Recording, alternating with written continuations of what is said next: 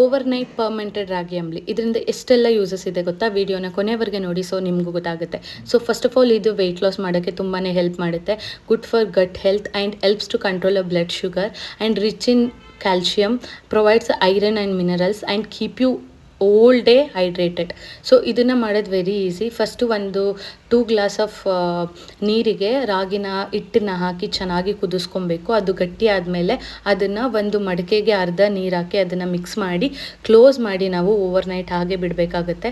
Overnight morning ಎದ್ದು ಅದಕ್ಕೆ butter ಮಿಲ್ಕ್ನ ಹಾಕಿ, ಇಲ್ಲಿ ಏನು ತೋರಿಸ್ತಾ ಇದ್ದೀನಿ, ಜೀರಿಗೆ, ಈರುಳ್ಳಿ ಮತ್ತು ಗಾರ್ಲಿಕ್ ಎಲ್ಲನೂ ಹಾಕಿ ಚೆನ್ನಾಗಿ ಮಿಕ್ಸ್ ಮಾಡಿ ಹಾಫ್ ಆನ್ ಅವರ್ ಬಿಟ್ಟು ಮಿಡ್ ಮಾರ್ನಿಂಗ್ ಅಂದರೆ ಒಂದು 11:30, 12 ಆ್ಯಂಡ್ ಈವ್ನಿಂಗ್ 5 to 6 ಈ ಟೈಮಲ್ಲಿ ತೊಗೊಂಡ್ರೆ ನಿಮಗೆ ನಿಜವಾಗ್ಲೂ ಹೆಲ್ತ್ ತುಂಬಾ ಬೆನಿಫಿಟ್ಸ್ ಆಗುತ್ತೆ.